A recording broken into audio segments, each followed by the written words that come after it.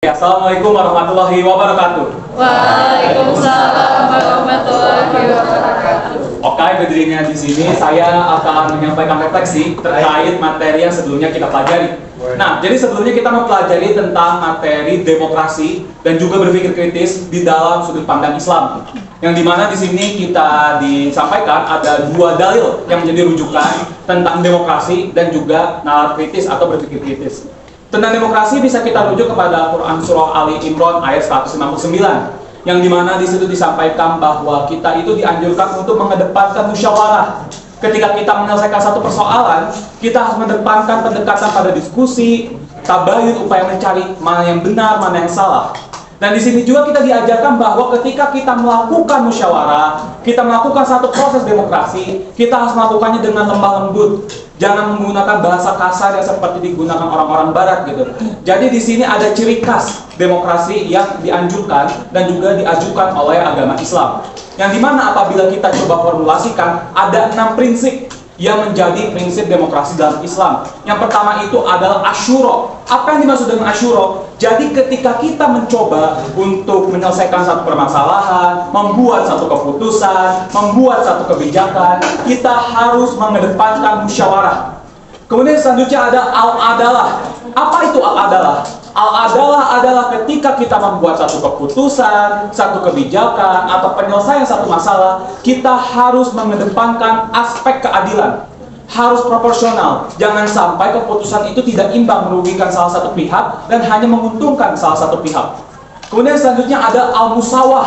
Apa itu al-musawah? Al-musawah adalah prinsip di mana di dalam konsep demokrasi Islam semuanya itu setara. Semuanya sama di hadapan Allah. Tidak ada yang lebih tinggi, tidak ada yang lebih rendah, karena semuanya sama-sama ciptaan Allah. Oleh karena itu dalam pelaksanaannya demokrasi Islam, bahwa kita harus setara satu sama lain supaya ada kesetaraan dalam berpikir dan juga berdiskusi.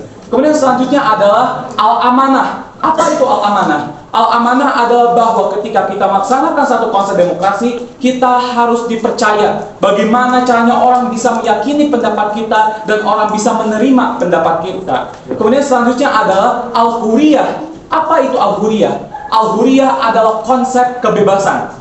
Jadi di dalam demokrasi Islam ada konsep kebebasan yang dimana ketika seseorang ingin menyelesaikan satu masalah, kemudian mengajukan satu pendapat, mengajukan satu opini, kita harus terbuka dan menerima opini tersebut karena di dalam Islam menekankan adanya kebebasan. Dan yang terakhir yang tidak juga kalah penting adalah al-masuliyah. Apa itu al-masuliyah?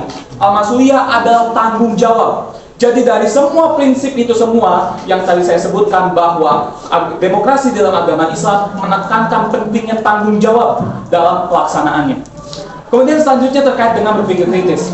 Berpikir kritis kita bisa mengacu kepada Quran Surah Ali Imran ayat 190 sampai dengan 191. Yang dimana di situ dijelaskan bahwa pada intinya kita itu tidak hanya semata-mata dituntut untuk berpikir dan juga berzikir, tapi juga mentadaburi apa yang menjadi ciptaan Allah. Kita tidak hanya dituntut untuk berzikir, mengingat dan mengimani Allah, tapi kita juga mengevaluasi, memahami dan memaknai apa yang menjadi maksud Allah menciptakan satu ciptaan tertentu begitu. Apabila kita formulasikan kembali, berpikir kritis di dalam agama Islam dapat kita formulasikan ke dalam 6 prinsip. Yang pertama itu ada tafkil. Apa itu tafkil? Tafkil itu adalah ketika kita mempelajari sesuatu, melihat satu masalah, kita harus menganalisis terlebih dahulu. Apa sih yang menjadi masalahnya? Apa yang sebetulnya menjadi problem di dalam apa yang kita pelajari atau kita hadapi? Kemudian selanjutnya ada takil. Apa itu takil? Takil itu adalah proses mengkaji. Kita mencari tahu lebih lanjut.